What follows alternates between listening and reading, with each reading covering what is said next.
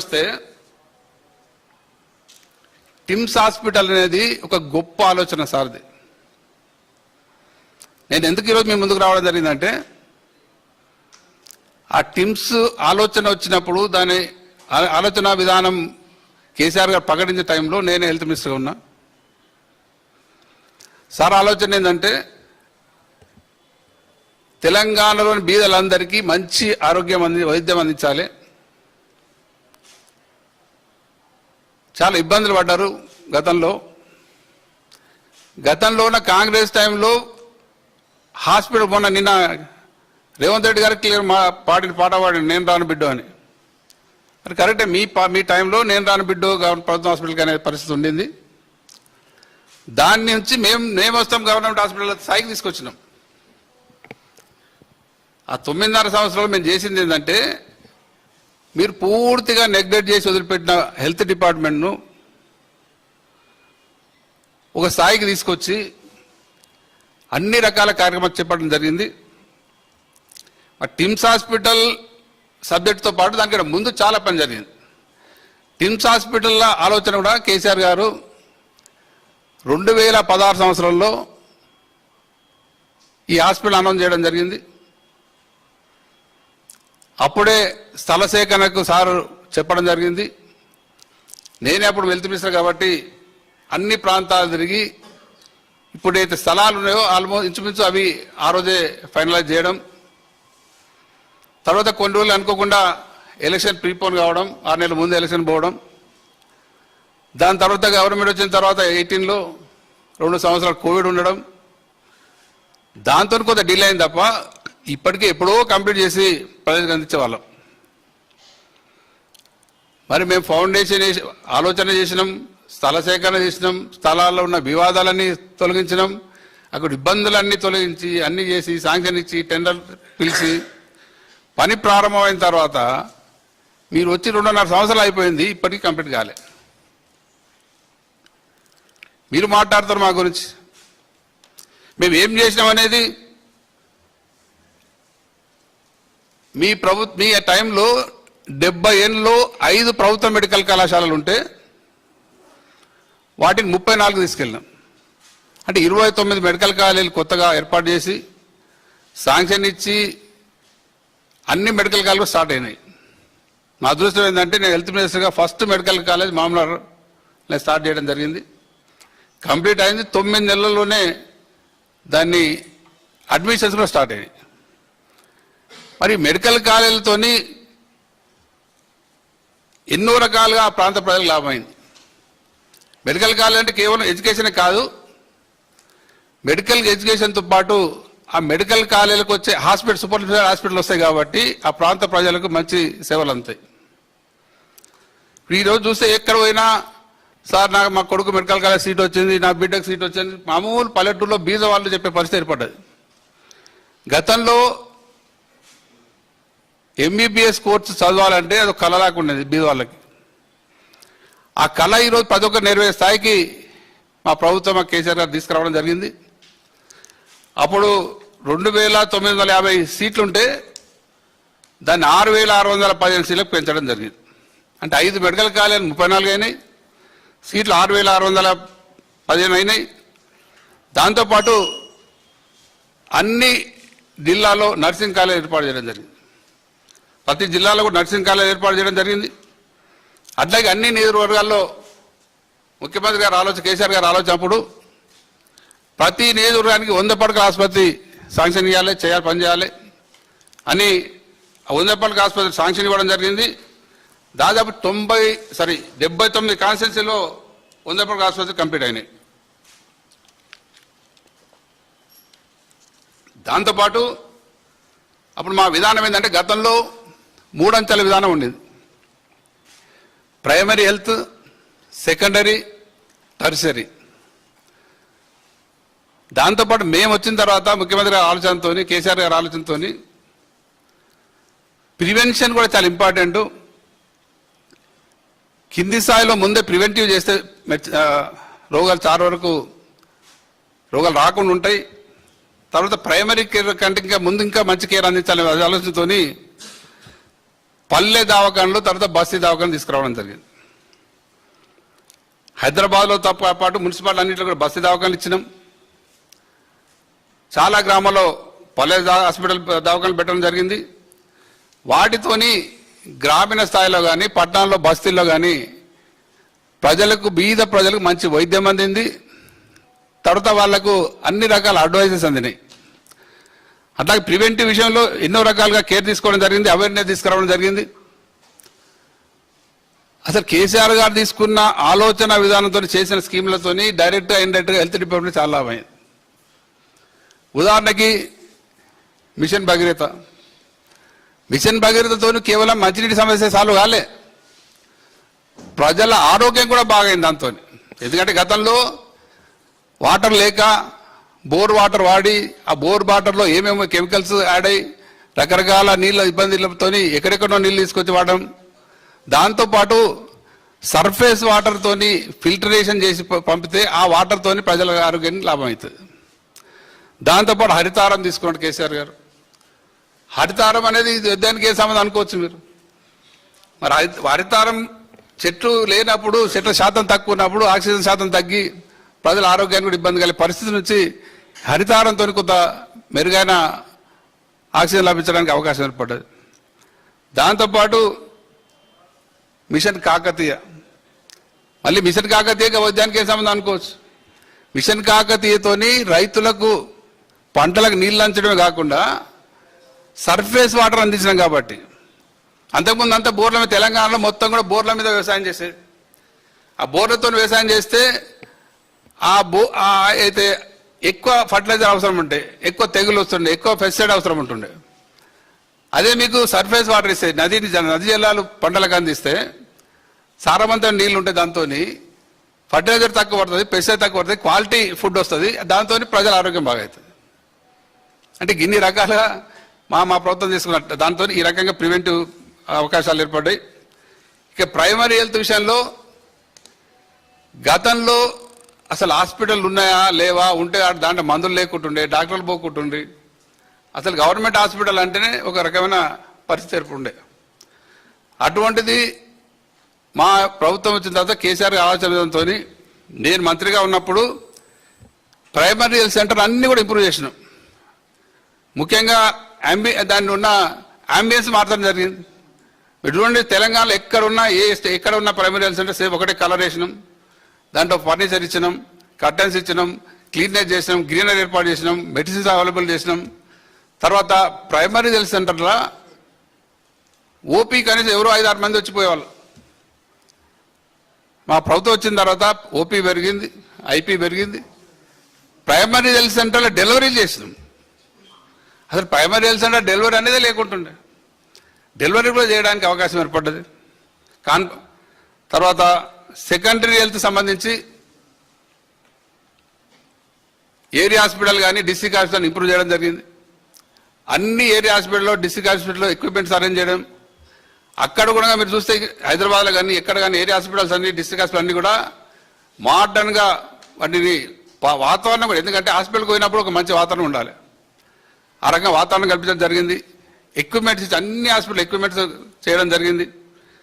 అట్లాగే tertiary care విషయంలో ఇప్పుడే చెప్పినాం, మెడికల్ కాలేజ్ వచ్చినాయి కాబట్టి ఆటోమేటిక్గా సూపర్ స్పెషల్ హాస్పిటల్ అన్ని జిల్లాలో వచ్చేసింది. దాంతో హైదరాబాద్ మీద లోడ్ తగ్గింది. ఇక సూపర్ స్పెషాలిటీ హాస్పిటల్కి సంబంధించి నిమ్స్ ఇప్పుడు మనం మాట్లాడుకున్నాం.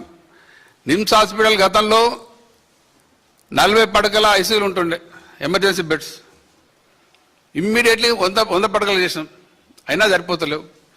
దాన్ని ఆలోచన చేసి మళ్ళీ కేసీఆర్ ఆలోచన దాంతో 2000 పడకల అదనపు బిల్డింగ్ను శాంక్షన్ చేసి అది కూడా ఫౌండేషన్ వేయడం జరిగి పని నడుస్తుంది. తర్వాత ఐసీయూలు,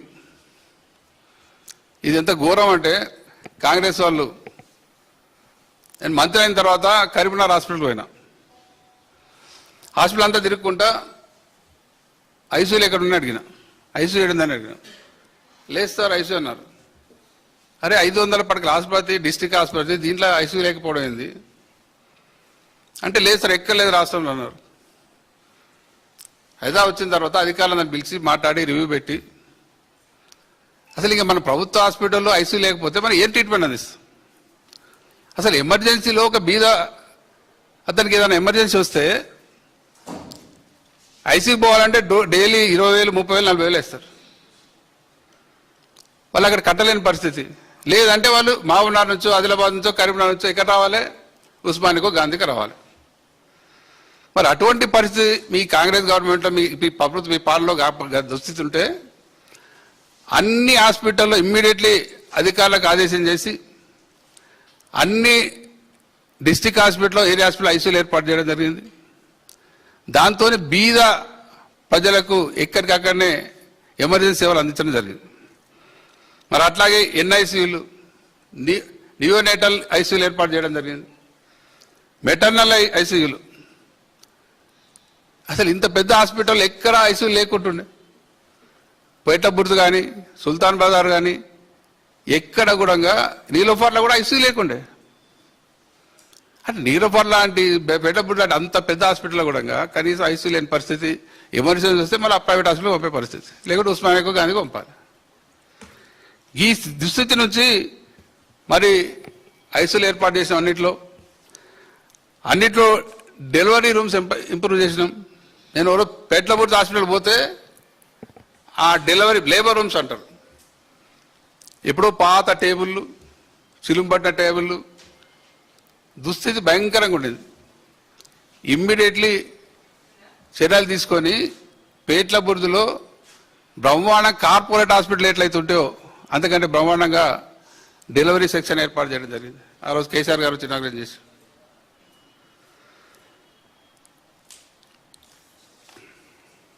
అట్లాగే ఇవన్నీ చర్యలు చేపట్టాం కాబట్టి గవర్నమెంట్ హాస్పిటల్లో డెలివరీ పెరిగినాయి.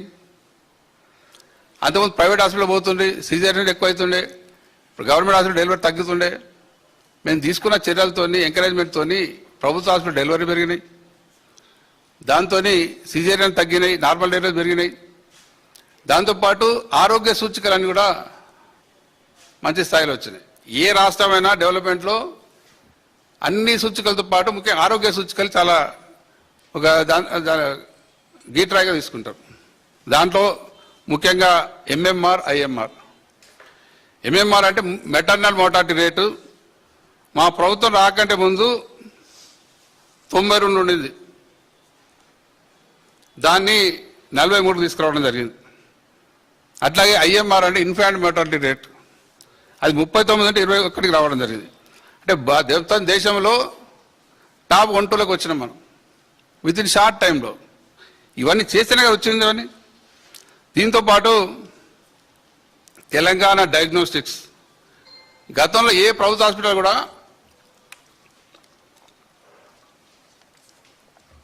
డయాగ్నోస్టిక్స్ అనేది లేకుండే. బీదోళ్ళు ఎవరైనా టెస్టులు, బ్లడ్ టెస్టులు కానీ ఏ టెస్టులు కానీ చేయించుకోవాలంటే ప్రైవేట్లో పోవాలి. ప్రైవేట్లతో బెయిల్ కట్టలేని పరిస్థితి. అటువంటిది మా ప్రభుత్వంలో మేము చర్యలు తీసుకొని హబ్ అండ్ స్పోక్ మోడల్లో, అంటే సేమ్ ఎట్లయితే ఇప్పుడు కార్పొరేట్ స్థాయిలో పెద్ద పెద్ద ల్యాబ్స్ ఎట్లయితే ఉన్నాయో ఆ రకంగా నారాయణగూడలో ఒక హబ్ పెట్టి స్పోక్ మోడల్ మిగతా అందరు శాంపిల్ కలెక్ట్ చేసి సేమ్ యాజ్ ఈజ్ కంప్యూటరైజ్ చేసి ఏదైతే కార్పొరేట్ డయాగ్నోస్ సెంటర్ పెద్ద పెద్ద ఉన్నాయో వాటికి ధీటుగా, వాటికన్నా మంచిగా ప్రజలకు డయాగ్నోస్టిక్ సేవలు అందించడం జరిగింది. లక్షలాది మందికి ఇప్పటికీ దాన్ని పరీక్షలు చేయడం జరిగింది. తర్వాత డయాలసిస్ సెంటర్స్ అనేటివి మా ప్రభుత్వం రాకుండా ముందు ఎన్ని ఉండే అంటే మొత్తం కొడితే రాష్ట్రం మొత్తంలో 3 ఉండే. మేము ఇమ్మీడియట్లీ కేసీఆర్ గారి సూచన మేరకు అన్ని డిసిషన్ తీసుకొని వాటిని ఫస్ట్ విడతలో 40 చేసినాం. ఆ 40 డయాలసిస్ సెంటర్స్ ఏర్పాటు చేసినప్పుడు గతంలో ఒక డయాలసిస్ పేషెంట్కి ఏదైనా ఇబ్బంది అయితే డయాలసిస్ చేసుకోవాలంటే డైరెక్ట్ హైదరాబాద్ రావాలి. మహబూబ్నగర్ నుంచో, ఆదిలాబాద్ నుంచో, ఎక్కడి నుంచి హైదరాబాద్ వచ్చి డయాలసిస్ చేసుకొని వాళ్ళకి ఎంత దుస్థితి అంటే వారానికి 2 సార్లు చేసుకోవాలి. వారంలో 2 సార్లు మహబూబ్నగర్ నుంచి హైదరాబాద్ రావడం, లేకుంటే కరీంనగర్ నుంచి హైదరాబాద్ రావడం, అది కూడా ఆ పేషెంట్తో పాటు వాళ్ళ ఒక మనిషి రావాలి అంటే వాళ్ళ జీవితం మొత్తం దానికి సరిపోతుంది. అటువంటి అంతటా 40 ఐసీయూ సెంటర్ ఒకటేసారి ఏర్పాటు చేసినాం. అది కూడా దేశంలోనే గవర్నమెంట్ సెక్టర్లో first time single use filters. ఎక్కడ లేవు. అంటే గతంలో అంతకుముందు ఏం చేశారంటే ఈ డయాలసిస్ చేస్తే ఒకటే ఫిల్టర్ను 5-6 సార్లు 7-8 సార్లు వాడేది. అంటే అదే ఫిల్టర్ను క్లీన్ చేసి మళ్ళీ వాడితే దాంతో క్వాలిటీ డయాలసిస్ అయ్యేది కాదు, ఇంకోటి క్రాస్ ఇన్ఫెక్షన్ అయ్యేది, రోగాలు పెరిగి తొందరగా రోగి చనిపోయేవాళ్ళు. అటువంటి సింగిల్ యూజ్ ఫిల్టర్ మొత్తం దేశంలోనే గవర్నమెంట్ సెక్టర్లో ఫస్ట్ టైం మనం దాన్ని ఎంత ఖర్చు అయినా సరే వీళ్ళకి మంచి డయాలసిస్ అందించాలని కార్పొరేట్ స్థాయిలో అందించడం జరిగింది. దాని తర్వాత మోడల్గా దేశంలో చాలా రాష్ట్రాలు చూసిపోయి కొన్ని రాష్ట్రాల్లో వీటిని ఏర్పాటు చేసుకోవడం జరిగింది.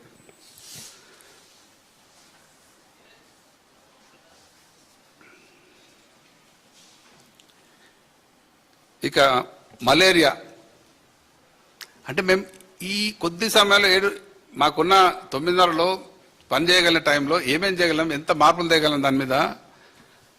మీరు గతంలో చూస్తే మా గవర్నమెంట్ రాకనే ముందు వర్షాకాలం వచ్చిందంటే మంచం పట్టిన మన్యాలని పేపర్లు వస్తున్నాయి. రోజు వార్తలు మంచం పట్టిన మన్యాలు, విష జ్వరాల మయం, ఇంటింటికి అంత జ్వరాలతో పడుకున్నారని. మరి ఇప్పుడు ఎక్కడ పోయినది? మా వచ్చిన తర్వాత వచ్చి ఉన్నాయి అవి ఎందుకు తగ్గినాయి అంటే మేము చేసుకుంటూ పోయినా కానీ చెప్పుకోలే. అంటే మనం మా బాధ్యత, మా ప్రజలు గెలిపించారు, ప్రజలు పని చేయాలి, చేసుకుంటూ పోదాం ఇదే పని మీద ఉన్నాం కేసీఆర్ గారు మేమందరం తప్ప ఇంకా డబ్బా కొట్టుకుంటూ పోలే. అంటే ఇప్పుడు నా ప్రభుత్వాలు ఏంటంటే వాళ్ళు చేసేటి 2-3 స్కీములు రోజు అవే డబ్బా కొట్టుకుంటారు. మేమే రోజు ఒక స్కీమ్, పొద్దున్న లేసే స్కీమ్, పొద్దున్న కొత్త స్కీములు ప్రజలు లాభం కలిగే విధంగా చేసినాం.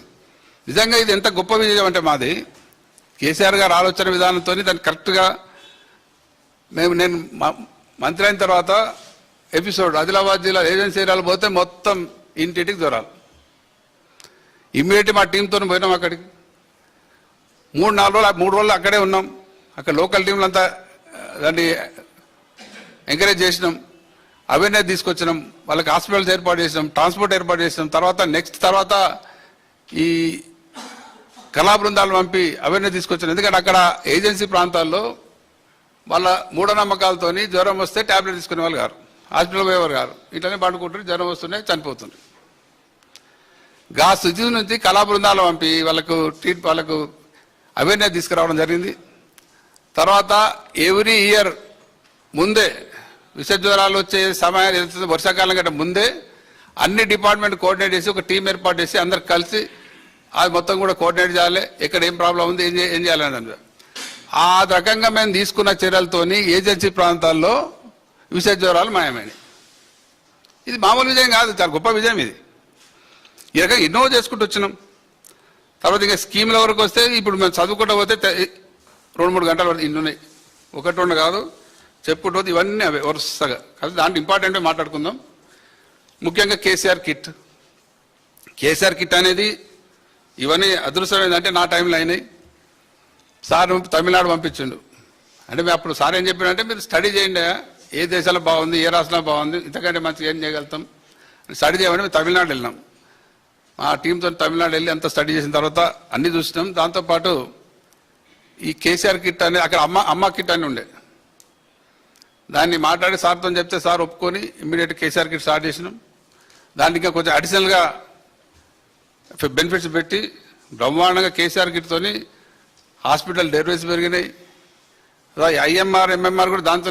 ఎందుకంటే డెలివరీ టైంకు బీదళ్ళు ముఖ్యంగా తెలంగాణలో ఈ దరిద్రులు చేసిన దుస్థితికి తిండి లేని పరిస్థితి, ప్రెగ్నెంట్ ఉన్నప్పుడు తిండి సరిగా లేదు, లాస్ట్ మినిట్ వరకు కూడా కూలిపోయే పరిస్థితి. మరి అట్లా కూలి పోవద్దు, కనీసం లాస్ట్లో కొంత రెస్ట్ తీసుకోవాలి, వాళ్ళకు న్యూట్రిషన్ మంచి ఫుడ్ తీసుకోవాలనే ఉద్దేశంతో మరి ఆ 13,000 ఆడపిల్ల పుడితే 13,000, మగపిల్ల పుడితే 12,000 ఇవ్వడం జరిగింది. కేసీఆర్ కిట్ ఇవ్వడం జరిగింది. అంటే మామూలు అందరం వాడుకునే సబ్బులు సోపులు అన్నీ కూడా బ్రహ్మాండంగా కిట్ల మీరు అందరూ చూసింది. ఆ కిట్లు ఏర్పాటు చేయడం జరిగింది. తర్వాత కేసీఆర్ న్యూట్రిషన్ కిట్ కూడా ఏర్పాటు చేయడం జరిగింది. అంటే కేసీఆర్కే న్యూట్రిషన్ కిట్ ద్వారా ఈ గర్భిణీ స్త్రీలకు కానీ ఈ డెలివరీ అయిన తర్వాత న్యూట్రిషన్ కిట్ కూడా అందజేయడం జరిగింది. ఇక కంటి వెలుగు కార్యక్రమం మీ అందరూ తెలుసు, బ్రహ్మాండమైన కార్యక్రమం. అది గ్రామాల్లో కళ్ళను చూపించుకోలేక వృద్ధులకు ఇబ్బంది పడే పరిస్థితి నుంచి మరి ఆ కంటి వెలుగు ద్వారా ఎంతో మందికి లాభం జరిగింది. తర్వాత అమ్మఒడి వెహికల్స్ అయితే ఈ గర్భిణీ స్త్రీలు ఎప్పుడైతే గర్భం దాల్చినప్పటి నుంచి డెలివరీ అయ్యేంత వరకు హాస్పిటల్ తీసుకుపోవడానికి చెకప్స్ కానీ లేకపోతే డెలివరీ కానీ తీసుకోవడానికి 102 వెహికల్స్ ఏర్పాటు చేయడం జరిగింది. ఆ 102 వెహికల్స్తోని చాలా లాభం జరిగింది వాళ్ళకి. తర్వాత ఇంకోటి పరమపద వాహనాలు, ఎవరన్నా విన్నారా ఎప్పుడన్నా? పరమపద వాహనాలు అనేది ఎవరు ఆలోచనకు రాలే. మరి మేము ఆలోచన చేసి అప్పుడు ఎంత దౌర్భాగ్యం అంటే వేరే జిల్లాల నుంచి లాస్ట్ స్టేజ్లో ఉస్మానియాకో గాంధీకో వచ్చేది. అప్పటికి వాళ్ళ దగ్గర రూపాయలు లేకుంటుండే. అది చనిపోతే శవాన్ని ఊరికి తీసుకుపోవడానికి ఇబ్బంది ఉండే వాళ్ళకి. అప్పుడు అంబులెన్స్ వాళ్ళంతా రింగ్ లాక్ ఏర్పడి 10,000 20,000 అంటే వాళ్ళు ఆ అంబులెన్స్కి డబ్బులు వేయలేని పరిస్థితి పడ్డది.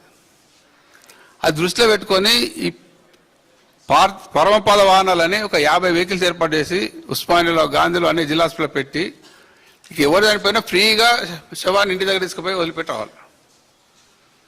ఇట్లా ఇవన్నీ ఇటువంటి రకాల ఆలోచన చేసిన మీలాగా ఈ తొండి మాటలు లంగ మాటలు కావు. తర్వాత ఎంప్లాయీస్ హెల్త్ స్కీమ్ అప్పుడే పెట్టినాం, జర్నలిస్ట్ హెల్త్ స్కీమ్ అప్పుడే పెట్టినాం. ఎన్నోసార్లు దాన్ని మీటింగ్ పెట్టి దాని రకరకాల ఇంప్రూవ్మెంట్ చేయడం జరిగింది.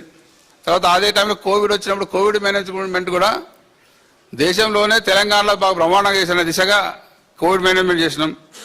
అప్పుడు కేవలం ఆక్సిజన్ బెడ్స్ ఎన్ని ఉండే అంటే 1400 ఉండే ఈ కాంగ్రెస్ ఇన్ని రోజుల్లో. దాన్ని 34,000కు ఆక్సిజన్ బెడ్స్ ఏర్పాటు చేయడం జరిగింది. అన్ని బెడ్స్కు ఆక్సిజన్ అందించడం జరిగింది. అట్లాగే ఆక్సిజన్ ట్యాంక్స్ ఏర్పాటు చేయడం జరిగింది. ఆక్సిజన్ ఉత్పత్తి కేంద్రాలు ఏర్పాటు చేసుకోవడం జరిగింది. ఎమర్జెన్సీ ఏదొచ్చినా అందుబాటులో ఉండాలని. చెప్పుకుంటూ పోతే క్యాన్సర్ స్క్రీనింగ్, అన్ని జిల్లాలో క్యాన్సర్ స్క్రీనింగ్ ఏర్పాటు చేయడం జరిగింది. తర్వాత ట్రాన్స్ప్లాంట్ సర్జరీస్, అసలు గతంలో ప్రభుత్వం సెక్టర్లో ట్రాన్స్ప్లాంట్ సర్జరీ అనేది కళ. కిడ్నీ ట్రాన్స్ప్లాంట్ సర్జరీస్ కానీ, లివర్ ట్రాన్స్ప్లాంట్ సర్జరీ కానీ, హార్ట్ ట్రాన్స్ప్లాంట్ సర్జరీ చేసేయడానికి ఉస్మానియాలో గాంధీలో వార్డు ఏర్పాటు చేయడం జరిగింది. దాంతోపాటు ఐవీఎఫ్ సెంటర్లు, ఇది కూడా భారతదేశంలో మొట్టమొదటిసారి ఐవీఎఫ్ కేంద్రాలు. ఇన్ఫెర్టిలిటీ అయితే ఉన్న వాళ్ళకి ప్రైవేట్ హాస్పిటల్ పోతే చాలా ఇబ్బంది అవుతుంది, చాలా కాస్ట్ అవుతుంది, లక్షలు తీసుకుంటున్నారు. కాబట్టి గాంధీ హాస్పిటల్లో ఐవీఎఫ్ సెంటర్ని ఏర్పాటు చేసినాం. నేను ఆయన హెల్త్ మినిస్టర్ చెప్తా ఉన్నాను మేము ఏర్పాటు చేసామని. అది మేము చేసింది, ఇప్పుడు ఆయన చెప్తా ఉన్నాడు.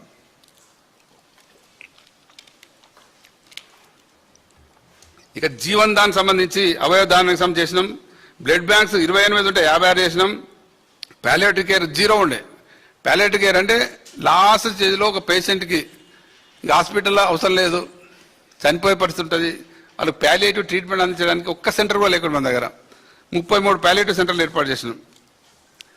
తర్వాత Gandhi medical college, Gandhi hospital కానీ, ఉస్మానియా మెడికల్ హాస్పిటల్ కానీ, మిగతా అన్ని డిస్ట్రిక్ట్ హాస్పిటల్ కానీ మీరు చూస్తే అన్ని లేటెస్ట్ ఎక్విప్మెంట్స్ ఏర్పాటు చేస్తాం. ఒకసారి గవర్నర్ గారు అప్పుడు నరసింహన్ గారు ఉండి ఉస్మానియా గాంధీ హాస్పిటల్ పోయి ఒకసారి స్టార్టింగ్లో మా గవర్నమెంట్ వచ్చే కొత్తలో అరే ఇంత భయంకరంగా ఉందని స్టేట్మెంట్ ఇచ్చి వచ్చింది. మేము ఛాలెంజ్ తీసుకొని అదే హాస్పిటల్ అదే గవర్నర్ గారిని తీసుకుపోయి ఇనాగ్రేషన్ చేసి అదే గవర్నర్ గారు నరసింహన్ గారు ప్రెస్ మీట్ పెట్టి ప్రశంసలు కురిపించడం జరిగింది. అంటే గాంధీలో కేవలం 15 బెడ్ల ఐసీయూలు ఉంటే 65 బెడ్ల హాస్పిటల్ ఐసీయూలు ఏర్పాటు చేసినాం. ఒక గాంధీలోనే ఒకటే దగ్గర 65 బెడ్ ఐసీయూలు ఏర్పాటు చేసినాం. ఈ రకంగా ఇన్ని రకాల కార్యక్రమాలు చేసినాం. మరి ఇవన్నీ చేసుకుంటూ వీటితో పాటు టిమ్స్ను ఏర్పాటు చేయడానికి ముఖ్యమంత్రి ఆలోచన చేయడం జరిగింది కేసీఆర్ గారు. టిమ్స్ ఆలోచన విధానమే గొప్పది, అది ప్రశంస చేయాలి. 2016లో ఆలోచన చేసినాం. దాన్ని అన్ని సైట్ సెలెక్షన్ అవన్నీ వరకు టైం పట్టింది. గవర్నమెంట్ అప్పుడే ఎలక్షన్ వచ్చాయి, తర్వాత కోవిడ్ వచ్చింది, తర్వాత టెండర్ పిలిచాను 2002లో. అప్పుడే కేసీఆర్ గారు ఫౌండేషన్ కూడా వేసిన 3 టీమ్స్లకి. అవి కూడా మళ్ళీ దాని తర్వాత మళ్ళీ టెండర్ ప్రాసెస్, తర్వాత ఇప్పుడు సన్నద్దారు ఎందుకు లేట్ అయిందంటే అక్కడ ఎయిర్ ఫోర్స్ అథారిటీ కొంచెం ఇబ్బంది పెడితే ముందు 14 ఫ్లోర్లు ఉంటే దాన్ని తగ్గించి 5 ఫ్లోర్లు చేయడం జరిగింది. ఇట్లా రకరకాల కారణాలతో లాస్ట్కు ఫౌండేషన్లు పడి కొన్ని స్లాబులు పడ్డాయి. దాన్ని మరి మీరు కంప్లీట్ చేయడానికి ఎంత టైం పట్టింది? 2.5 సంవత్సరాలు అయిపోయింది. అన్ని రెడీగా ఉంటే 1 సంవత్సరం కంప్లీట్ కావాలి. ఎందుకంటే పర్మిషన్ అయినాయి, టెండర్ అయినాయి, అన్ని అది వచ్చినాయి, ఫౌండేషన్ అయిపోయింది. ఫౌండేషన్కి ఎక్కువ టైం పడుతుంది. ఫౌండేషన్ అయిపోయినాయి, దాన్ని కంప్లీట్ చేయడానికి ఇంకా ఆయన ఏం చెప్పాడంటే నిన్న 2027 డిసెంబర్ వరకు కంప్లీట్ చేస్తారంట. అంటే ఇప్పుడు నేను చెప్పిన లెక్క ప్రకారం 7 సంవత్సరాల మాకున్న కరెక్ట్ పీరియడ్లో ఇంత పని చేసుకొస్తే ఇప్పుడు 2007 అంటే ఇప్పుడు ఈయన వచ్చి అంటే మళ్ళీ 4 సంవత్సరాలు పడుతుంది. అన్ని రెడీ చేసి అంత ఫౌండేషన్ అయిపోయి అంత స్లాబ్లు పట్టడానికి 4 సంవత్సరాలు టైం పడుతుంది నీకు. నువ్వు మాట్లాడతావు మా గురించి. ఇలా వరంగల్లో సూపర్ స్పెషల్ హాస్పిటల్ అంటే అంతటా ప్రజలకు. ఇంకోటి ఏంటంటే హైదరాబాద్ నలుమూలల కేసీఆర్ ఆలోచన ఏంటంటే 4 దిక్కుల 4 టిమ్స్ హాస్పిటల్స్ ఉండాలి. దాంట్లో 4 కూడా శాంక్షన్ ఇవ్వడం జరిగింది. గచ్చిపోలేదు ఎందుకంటే ఆల్రెడీ బిల్డింగ్ ఉంది కాబట్టి దాన్ని బిల్డింగ్ శాంక్షన్ ఇవ్వలేదు. మిగతా 3టికి శాంక్షన్ ఇచ్చి టెండర్ ఇచ్చి పని స్టార్ట్ అయింది. ఈ రకంగా ప్రజలకు మంచి వైద్య సేవ అందించాలని మరి ఇంత బ్రహ్మాండంగా అసలు మీ పాలనలో నేను రాను బిడ్డ అనే హాస్పిటల్ కానీ దాన్ని వచ్చి మా గవర్నమెంట్ హాస్పిటల్లో మేము డెలివరీ చేసుకుంటాం. గవర్నమెంట్ ఒక కలెక్టర్ గవర్నమెంట్ హాస్పిటల్ వాళ్ళ మిస్సెస్ డెలివరీ చేయడం జరిగింది. ఆ స్థాయికి తీసుకురావడం జరిగింది. మళ్ళీ ఇప్పుడు మొదటికి వచ్చినాయి. ఇలా మళ్ళీ మీరు చూస్తే గవర్నమెంట్ హాస్పిటల్లో మందులు సరిగ్గా లేవు, డాక్టర్ సరిగ్గా ఉండలేదు, ట్రీట్మెంట్ సరిగ్గా లేదు. అంటే కాంగ్రెస్ పాలన కాంగ్రెస్ కల్చర్ ఏందో మళ్ళీ ఆ స్థాయికి వచ్చాయి. అంటే హాస్పిటల్ మేము చేసిన దాని నుంచి మేము ఇంప్రూవ్మెంట్ తీసుకొచ్చాం, మళ్ళీ కింద తీసుకుపోయారు. వీళ్ళు ఇష్టం వచ్చారు. నిన్న మేము స్టార్ట్ చేసాం మా ఆలోచన కేటీఆర్ అన్న దానికి టిమ్స్ హాస్పిటల్ను వాళ్ళు అందరూ వచ్చి ఫైనాన్స్ మినిస్టర్ కూడా వచ్చి చెప్పిండు మేమే చేసినామని. మీరు చేసింది ఏం లేదు. అసలు ఆటోమేటిక్గా కంప్లీట్ కావాలి. ఎప్పుడో 1 ఇయర్ అసలు వీళ్ళు యాక్చువల్లీ లేట్ చేయడానికి కారణం ఏంటంటే వీళ్ళు 1 ఇయర్ యాక్చువల్ కంప్లీట్ అవుతుండే. 1 ఇయర్ కంప్లీట్ అయితే మరి కేసీఆర్ పేరు వస్తుంది అని డిలే చేశారు. అంత గొప్ప వాళ్ళు మీరు. అంటే ప్రజలు ఏమన్నా కానీ ప్రజలకు ఆరోగ్యం లేకున్నా సరే కానీ మీ రాజకీయాల కొరకు కేసీఆర్కి ఏడ పేరు వస్తుందని మీ దౌర్భాగ్య ఆలోచనతో దాన్ని డిలే చేసి ఇప్పుడు ఇంకా 2027 డిసెంబర్ కంప్లీట్ చేస్తారంట. 2027 డిసెంబర్ అంటే ఇంకా సంవత్సరంన్నర ఉంది. ఇది పరిస్థితి. మరి ఇప్పటికైనా ప్రజలకు అంత అర్థమవుతుంది. ప్రజలు ఆలోచన చేస్తున్నారు, ప్రజలు చూస్తున్నారు, ఎదురు చూస్తున్నారు. ఎప్పుడెప్పుడు ఎలక్షన్ వస్తా, ఎప్పుడు వీళ్ళని సాగనందామని, మళ్ళీ ఎప్పుడు కేసీఆర్ తీసుకొద్దామని దిశగా ఆలోచన జరుగుతూ ఉంది. ఒక్క వైద్య రంగంలో కాదు అన్ని రంగాల్లో అన్ని రకాల అభివృద్ధి ప్రవర్తన ముందుకు తీసుకెళ్ళాం. మేమైతే అభివృద్ధిగా తీసుకెళ్ళామో దాన్ని మీరు మళ్ళీ 10 ఏళ్ళు 20 ఏళ్ళు వెనక్కి తీసుకెళ్ళారు. ఈ రకంగా మీరు చేస్తారు. ఇంకా హెల్త్ బడ్జెట్ కూడా గతంలో ఉన్నదానికి 3-4 టైమ్స్ పెంచినాం. పర్ హెడ్ అయితే హెల్త్ బడ్జెట్ ఉంటుందో దాన్ని 3-4 టైమ్స్ పెంచడం జరిగింది. ఇన్ని రకాల మేము చేస్తే నిన్న నోటికి వచ్చినట్టు ముఖ్యమంత్రి గారు మాట్లాడతారు, మిగతా మంత్రులు మాట్లాడినారు. అదేదో మేమే చేసినామంటే అసలు ఎంత ఘోరం అంటే అసలు ఇది మా ప్రభుత్వంలో ఫౌండేషన్ అయింది, పని జరిగింది, అంత ఆలోచన వచ్చింది, ఫౌండేషన్ వేసిండ్రు అనేది ఎవరు మాట్లాడలే. ఇంకా బాధ ఏంటంటే ఏ పేపర్లో రాలే. అంతటా చూసడానికి చూస్తే ఛానల్ ఎక్కడ చూస్తే కొత్తగా గవర్నమెంట్ వచ్చిన దాకా అవి స్టార్ట్ చేసినట్టు, వీళ్ళే దాన్ని కంప్లీట్ చేసినట్టు, ఆయనే ఈరోజు ఇనాగ్రేట్ చేసినట్టు చెప్పుకోండి. ఎక్కడ చూస్తే అదే జరిగింది. మరి ఆ పరిస్థితి ప్రజలకు వివరించాలని ఈరోజు మేము ముందుకు రావడం జరిగింది. సరే అంతటా కూడా ప్రజలకు అర్థమవుతుంది ఎవరేం చేస్తున్నారని. కాకపోతే అందుకే ప్రజలకు తెలియాడానికి ఈరోజు మేము ముందుకు రాసి మళ్ళీ ఒకసారి చెప్పడానికి నిర్ణయం తీసుకోవడం జరిగింది. మరి మీ అందరు కూడా విచ్చేసినందుకు మీ అందరికి ధన్యవాదాలు తెలియజేస్తూ అందరు నమస్కారం.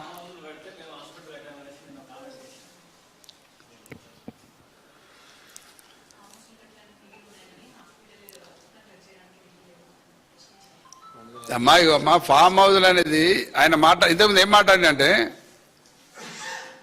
ప్రగతి భవన్లో మొత్తం 150 గదులు ఉన్నాయి, మొత్తం బంగారు కోటింగ్ ఉన్నది, వాటర్ ప్రూఫ్ అవి ఉన్నాయి, బుల్లెట్ ప్రూఫ్ అవి ఉన్నాయని మాట్లాడినారు. వాళ్ళ మాటలన్నీ అబద్ధాలు ప్రజలకు అర్థమైంది. వాళ్ళు ఏం మాట ఎవరినారు. ఫామ్ హౌస్ అంటే ఆ వ్యవసాయ చేతల్లో ఉండడానికి ఇల్లు, దాన్ని ఫామ్ హౌస్ అని. దానికి ఇంత డామాలని అంటే అబద్ధాన్ని పదే మాట్లాడి ప్రజలు ఎత్తిన కూర్చొని ప్రయత్నం జరుగుతుంది కానీ ఎవరు నమ్మరు. ఎందుకంటే రేవంత్ రెడ్డి మాట్లాడినా కాంగ్రెస్ మాట్లా ఏం మాట్లాడినా ప్రజలకు అర్థమైంది ఫేక్ అనేది, బోగస్ అనేది.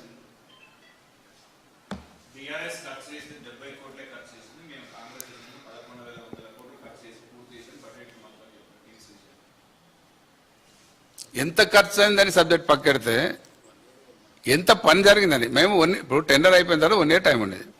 1 ఇయర్లో అన్ని అనుమతులు తీసుకొని అనుమతులు కొన్ని డిలే అయినాయి. కొన్ని ఇప్పుడు చెప్పిన సన్నద్ధ ముందు ఫ్లోర్స్ ఎక్కువ ఉండే మళ్ళీ తర్వాత తగ్గివ్వాల్సి వచ్చింది, మళ్ళీ డిజైన్ చేంజ్ అవ్వాల్సి వచ్చింది, రకరకాల కారణంతో. పని అయిందని మొత్తం అప్పుడు పిలిచారు, మొత్తం కాలేదు, ఎందుకంటే సడన్ గా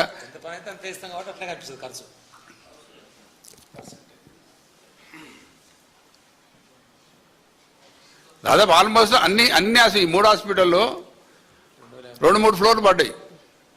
ఇప్పుడు మిగతా మీరు చేసింది ఏంది మరి? మీరు చేయడానికి ఎన్ని రోజులు పట్టింది? ఆల్రెడీ బడ్జెట్ కేటాయింపులు జరిగినాయి, అన్ని జరిగినాయి, ఆటోమేటిక్గా ఏ గవర్నమెంట్ ఇవ్వాల్సిందే, అది రొటీన్గా మీరు ఇచ్చిండ్రు. అది కూడా 3 ఏళ్ళకు సంవత్సరంలో కంప్లీట్ అయ్యే బిల్డింగ్స్ అన్ని కూడా ఇన్ని రోజులు పట్టింది మీకు. ఇంకా ఒకటి స్టార్ట్ చేశారు, ఇంకా 2 ఎప్పుడు స్టార్ట్ అయ్యేది తెలియదు, 6 నెలల కోటి అంట. అది వాళ్ళ దుస్థితి.